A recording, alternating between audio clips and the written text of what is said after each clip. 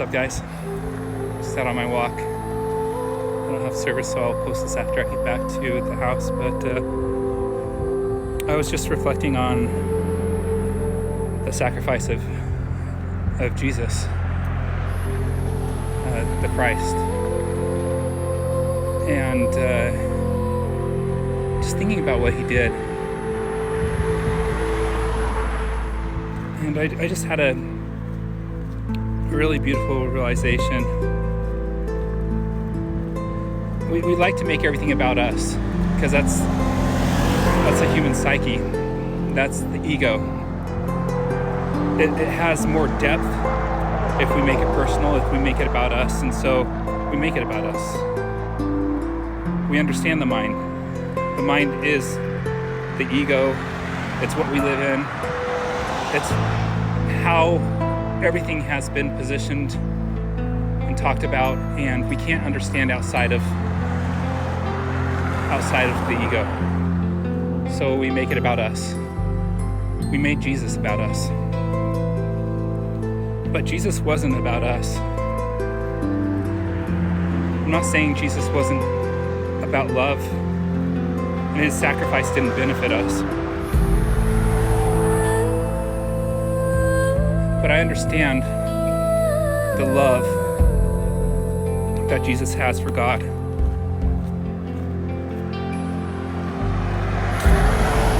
The deep, unconditioned love. Because that love is the same love that God has for all of us. Every one of us. Every single one of us. After all we have done, that's the love that God has for us. And how can you not love that love back? I was just thinking about, as he laid there, and they nailed his arms and legs to the cross.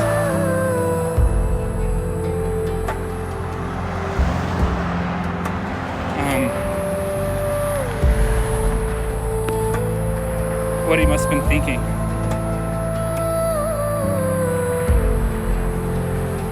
When you love something so deeply, and it has loved you back so deeply, there's a bond. There's a bond that you would do anything for that being, for that person, for that God.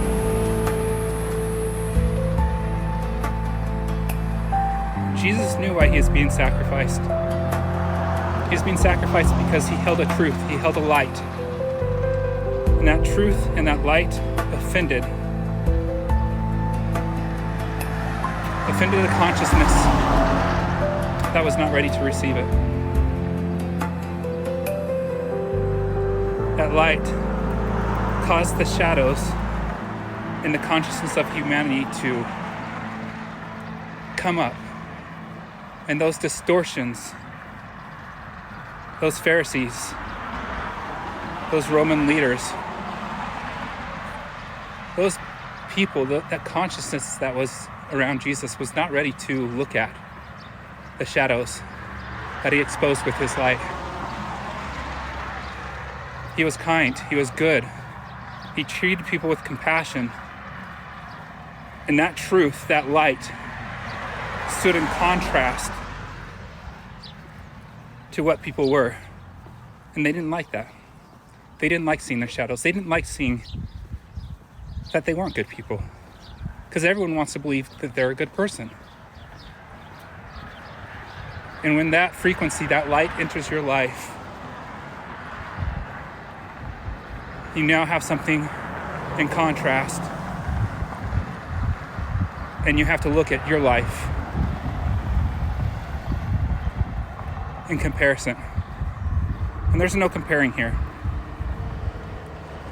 But darkness is envy. The ego wants to position it above itself so it can create worth, so it can create value, so it can be justified in and even taking the breath that it takes.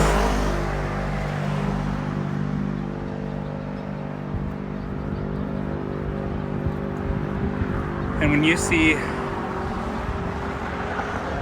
a light in another that you don't possess, that you're not willing to work for,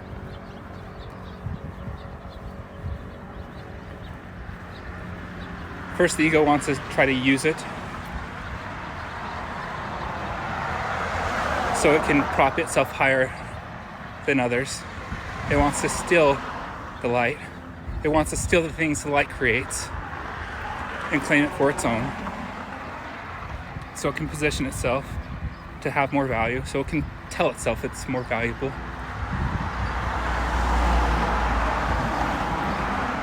But when that light can't be corrupted, it can't be distorted, it can't be bottled, it can't be kept, it can't be repackaged for the ego's sake, that light is seen as an enemy,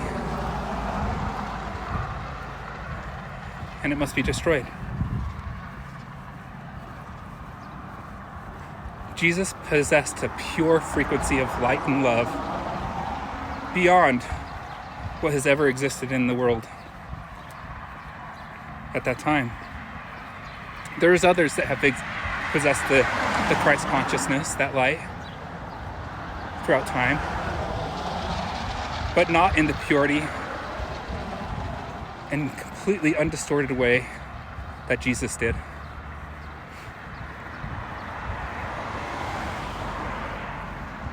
So as he sat there, laid there on that cross being nailed, he didn't have an option. He didn't have a choice. Because he knew God so intimately. He was the reincarnation of God on this earth, and in its purest form. God was in him. That love was so deeply part of who he was. There's no option. He didn't have an option. Because the world wanted him to deny the light that was in him, but it was him. And when you're pure light and love, pure truth, you can't deny it. And so the world will do what it does. It crucified him. But how can you deny yourself when you are the light and love? You can't. So you allow the world to crucify you.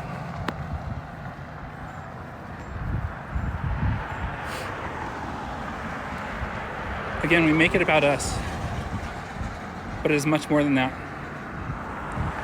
The crucifixion, what Jesus went through, was not about us. It was about his love for God. It was about his connection to God. It was about the truth and light in him he could not deny. The Roman Catholics repackaged it in ways that they can understand it. They made it about them. It never was about us. It never was about them. It was about love. If you want to get down to the basis of it, it was always about love. Everything is about love. It's about connection. We are one. We are all connected, separated by ego and illusions. That connection, that love that you feel for others, it's not coming from them. It's a reminder in yourself that you are one with something else outside of yourself. And there's others there's that love in us is reminded to us by others that come into our lives. And we cling to those others. We want to possess those others. But love's not anything to possess. Everything's love. You are love. And Jesus died for love.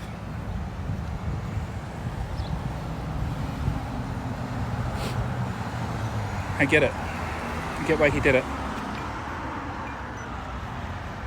When you have a love for God, you'll do anything.